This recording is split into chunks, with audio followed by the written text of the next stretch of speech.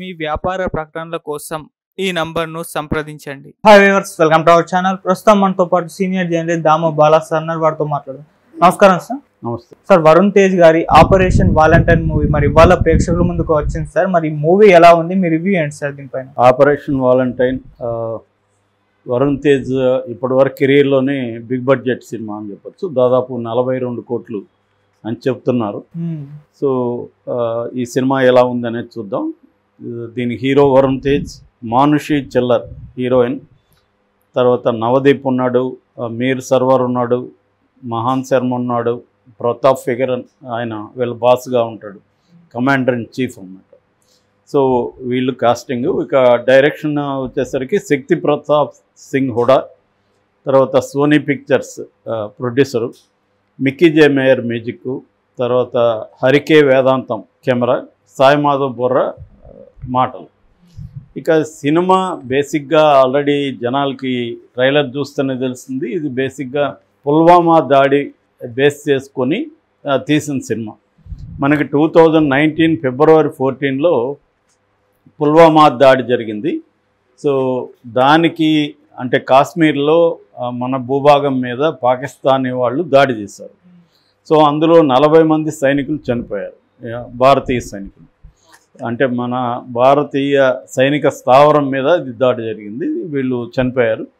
చనిపోయిన తర్వాత దానికి ప్రతీకారంగా ఇండియన్ ఆర్మీ ఏం చేసిందంటే పాకిస్తాన్ భూభాగంలో ఉన్న ఈ తీవ్రవాదుల క్యాంప్స్ మీద సర్జికల్ స్ట్రైక్స్ అంటారు. సర్జికల్ స్ట్రైక్ అంటే కరెక్ట్గా టార్గెట్ను మాత్రమే కొట్టాలి, దానికి చుట్టుపక్కల ఉన్న సివిలియన్ దీని మీద ఎక్కడ ఏం ఇబ్బంది కలగకూడదు. అటువంటి సర్జికల్ స్ట్రైక్స్ని ముఖ్యంగా బాల్కోట్ సర్జికల్ స్ట్రైక్ అంటారు. అది జరిగింది. అది సక్సెస్ఫుల్గా కొట్టి మళ్ళీ వెనక్కి రాగలిగారు అనమాట. ఫస్ట్ టైము మనకు మామూలుగా మిలిటరీ అంటేనే ఆర్మీనే గుర్తొస్తుంది. అంటే కింద నుంచి కావలరీ అని కూడా అంటారు వాళ్ళు, కింద నుంచి ఫైట్ చేసే సైనికులు మాత్రమే మనకు గుర్తొస్తారు. కానీ నేవీ, ఎయిర్ ఫోర్స్ అనేది పెద్దగా వాటి మీద దృష్టి తక్కువ ఉంటుంది. అవును. అయితే ఈ బాల్కోట్ ఎయిర్ స్ట్రైక్ తర్వాత మన ఎయిర్ ఫోర్స్ మీద కూడా విపరీతంగా చర్చలు నడిచాయి, మన ఎయిర్ ఫోర్స్ ఎంత స్ట్రాంగ్గా ఉంటుందని. సో ఆ పాయింట్ తీసుకొని ఆల్రెడీ విక్కీ కౌశల్ ఉరి తీశారు. రీసెంట్గా మన ఫైటర్ వచ్చింది. ఇప్పుడు తెలుగులో ఈ వరుణ్ తేజ్తో ఈ ఆపరేషన్ వాలంటైన్ వచ్చింది. ఈ సంఘటన బేస్ చేసుకొని సినిమా ఉంటుంది. అయితే సినిమాగా చూసుకున్నప్పుడు దీంట్లో ఏంటంటే ఆపరేషన్ వజ్రాతో స్టార్ట్ అవుతుంది. ఆపరేషన్ వజ్ర అంటే అంటే ఎనిమి రాడార్కి చిక్కకుండా మనం ఎలా వెళ్ళాలి అనేది ఒక టెస్ట్ చేస్తారన్నమాట, ఎక్స్పెరిమెంట్. అంటే నేల నుంచి 20 మీటర్ల ఎత్తులో కానీ వెళ్తే రాడార్ని అవాయిడ్ చేయొచ్చు అనేది వాళ్ళ ప్లాన్ అన్నమాట. సో ఆ ప్రయోగంలో ఒక ప్రమాదం జరుగుతుంది. ఆ ప్రమాదం ఏందనే సినిమాలో చూడాలి. దానివల్ల ఇతనికి ఇబ్బందులు ఎదుర్కొతాయి, ఎవరు హీరోకి, వరుణ్ తేజ్కి. ఇతనైతే సక్సెస్ఫుల్గా బయటకు వస్తాడు, కానీ ఒక మేజర్ ప్రమాదం కూడా అక్కడ జరుగుతుంది. సో ఈ క్రమంలో ఏమవుతుందంటే ఈ లోపల పుల్వామా మీద అటాక్ జరగడం, ఆ అటాక్ని తను ఎలా వెళ్ళాడు, తను దాన్ని ఎట్లా డీల్ చేశాడు, తనని నియమిస్తారు. ఈ క్రమంలో అతనికి హీరోయిన్ మానుషి చిల్లర్ ఏమో, ఆమె కూడా కమాండర్గా ఉంటుంది, కానీ వింగ్ కమాండర్ అంటారు వెళ్ళి. ఇతను కూడా వింగ్ కమాండర్. ఇతని పేరు రుద్ర అనమాట, అర్జున్ రుద్ర అని పిలుస్తుంటారు.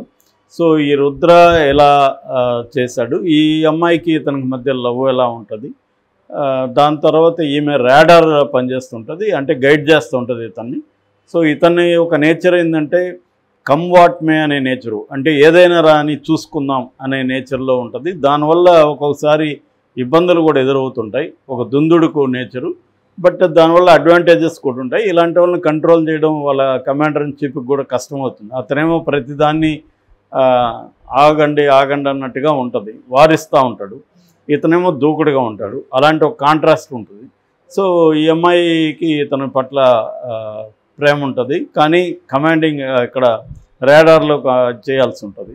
సో అంటే ఒక దేశభక్తి చుట్టూ నడిచిన బేసిక్ సినిమా. తెలుగులో మొట్టమొదటి ఎయిర్ ఫోర్స్ సినిమా కూడా ఇదే అని చెప్పుకోవచ్చు.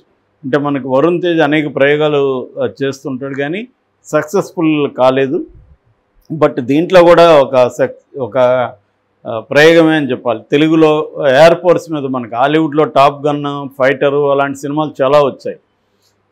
ముఖ్యంగా వార్ బ్యాక్డ్రాప్లో, యూరోపియన్ వార్ బ్యాక్డ్రాప్లో కూడా చాలా సినిమాలు వచ్చాయి.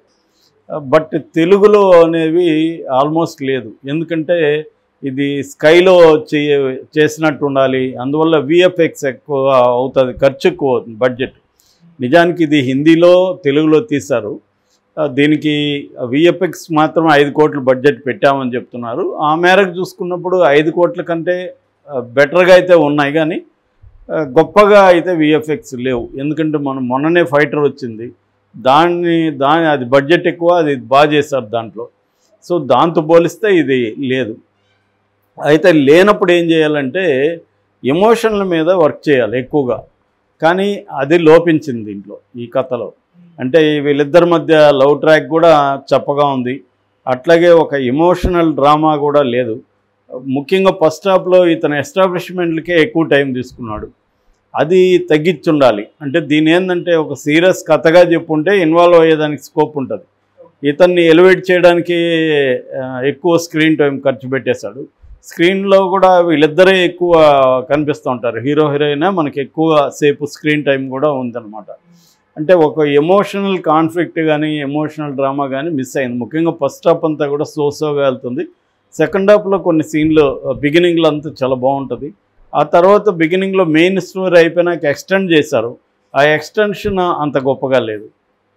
సో అనేవన్గా ఉందని చెప్పచ్చు. అంటే దీంట్లో ప్లస్ చెప్పుకోవాలంటే ఒక దేశభక్తి ఎమోషన్ ఎఫెక్టివ్గా చూపించడానికి ట్రై చేశారు. కాకపోతే ఏంటంటే మనకి ఎన్టీఆర్ లాస్ట్ చివరి టైంలో ఆయన ఎన్టీఆర్ సినిమాల్లో ఈ దేశభక్తి మీద కొన్ని డైలాగులు ఉంటాయి దాసరి నారాయణరావు.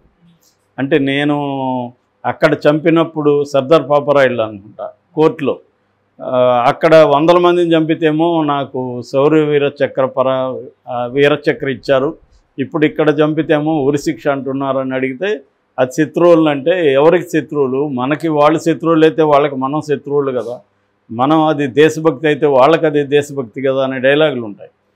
ఇది కూడా అంతే. ఇప్పుడు పాకిస్తాన్ సైనికుడు కూడా ఫుడ్ కోసం చేరుతాడు, మన సైనికుడు కూడా ఫుడ్ కోసమే చేరుతారు. సో కాకపోతే ఏంటంటే వీళ్ళకి దేశభక్తి అనే పేరుతో మనం వీళ్ళని సపోర్ట్ చేస్తాం. సో ఆ కైండ్ ఆఫ్ దేశభక్తి దీంట్లో కూడా ఉంది. పాకిస్తాన్ వాళ్ళ విల్లన్లుగా మన వాళ్ళని హీరోలుగా చూపించే కైండ్ ఆఫ్ దేశభక్తి ఉంది, కానీ అది ఎమోషనల్గా అంత ఎఫెక్టివ్గా అయితే రాలేదు. ఇక యాక్టింగ్ పరంగా వరుణ్ తేజ్ బ్రహ్మాండంగా సరిపోయాడు ఆ క్యారెక్టర్కి. అతను హైట్ కానీ అతని లుక్స్ కానీ అన్నీ బాగా జాగ్రత్తలు తీసుకున్నారు. అంటే ఒక ఫైటరు, ఒక దుందుడు స్వభావం ఉన్న ఆ క్యారెక్టర్ అది పర్ఫెక్ట్గా సూట్ అయ్యాడు. మూడో చెప్పుకోవాల్సిన విజువల్స్ చాలా బాగున్నాయి. ఆ విజువల్ ఎఫెక్ట్ కానీ విజువల్ లుక్ కానీ ఆ యాంగిల్స్ కానీ డైనమిక్ కటింగ్ కానీ అవన్నీ బాగా వచ్చాయి. అట్లాగే సెకండ్ హాఫ్ కూడా దీంట్లో చెప్పుకోదగిన ప్లస్ అని చెప్పుకోవచ్చు. ఇక మైనస్ల విషయానికి వస్తే బేసిక్గా కథనమే మైనస్ అని చెప్పుకోవచ్చు. స్క్రీన్ ప్లే అంటే ఇంట్రెస్టింగ్గా తీసుకెళ్ళలేదు, ఎమోషనల్ ఎఫెక్ట్ బలంగా లేదు. ఇక ఫస్ట్ హాఫ్ కూడా వీక్గా అని చెప్పాలి. ఇక మ్యూజిక్ కూడా సోగా ఉంది, కానీ దీనికి ఉండాల్సినంత టెన్స్ మ్యూజిక్ ఇంకా ఎఫెక్టివ్గా ఉండొచ్చు. కొన్ని సీన్లు కూడా ఎమోషనల్ సీన్లు, ఒక పాపను కాపాడే సీన్ ఉంది సైనికుడు, అది ఇంకా బాగా చేసి ఉండొచ్చు ఎఫెక్టివ్గా. దాంట్లో మంచి ఎమోషన్ వచ్చే స్కోప్ ఉంది, కానీ దాన్ని అంత ఎఫెక్టివ్గా ఉపయోగించుకోలేదని అనిపిస్తుంది. సో ఓవరాల్గా తీసుకుంటే ఈ సినిమా సోగా ఉంది ఒక సినిమాగా చూసినప్పుడు. అయితే దేశభక్తి బాగా బలంగా ఉన్న వాళ్ళు చూస్తే మాత్రం వాళ్ళకి నచ్చే అవకాశం ఉంది, అంటే దేశభక్తి కనెక్ట్ అయ్యే అవకాశం ఉంది. కానీ వేరే ఏ రకమైన ఎమోషన్లు సరిగా లేదు. నిజానికి వీళ్ళిద్దరి మధ్య లవ్ స్టోరీని బాగా తీసుకుండొచ్చు. అట్లాగే కామన్ పీపుల్ మామూలుగా యూరోపియన్ హాలీవుడ్ సినిమాల్లో చాలా సినిమాల్లో అంటే ప్రైవేట్ రయాన్ కానీ ఇట్లా సేవింగ్ ద ప్రైవేట్ రయాను ఇట్లా చాలా ఉంటాయి కదా, వాటిలో ఏం చేస్తారంటే వాళ్ళు ఈ హ్యూమన్ బీయింగ్స్ స్టోరీస్ కూడా కనెక్ట్ చేస్తారు, వాళ్ళ పర్సనల్ స్టోరీస్ కూడా కనెక్ట్ చేస్తారు. అంటే ఒక సైనికుడు తన ప్రియురాలు ఫోటో పెట్టుకొని ఉంటాడు, దాని మీద బుల్లెట్ దిగుతుంది జోబీలో, లేదా ఒక తల్లి ఫోటో పెట్టుకుంటాడు. ఇలాగా వాళ్ళ పర్సనల్ స్టోరీస్ని, ఎమోషన్స్ని కనెక్ట్ చేయడం ద్వారా వార్లో పాల్గొనే సైనికుల పరిస్థితి ఎలా ఉంటుంది, వాళ్ళ ఫ్యామిలీల పరిస్థితి, ఇవన్నీ చూపిస్తారు. అందువల్ల మనకి మోర్ హ్యూమన్ కనెక్షన్ అయితే ఉంటుంది. ఇక్కడ అటువంటివి లోపించింది. బట్ ఏదేమైనా ఒకసారి అయితే చూడదగిన సినిమా, ఇంట్రెస్ట్. ఎందుకంటే మనకి ఇట్లాంటి సినిమా తెలుగులో రాలేదు కాబట్టి మన వాళ్ళు ఎలా చేశారు ఏందనేది చూడొచ్చు. నా రేటింగ్ 2.5 out of 5.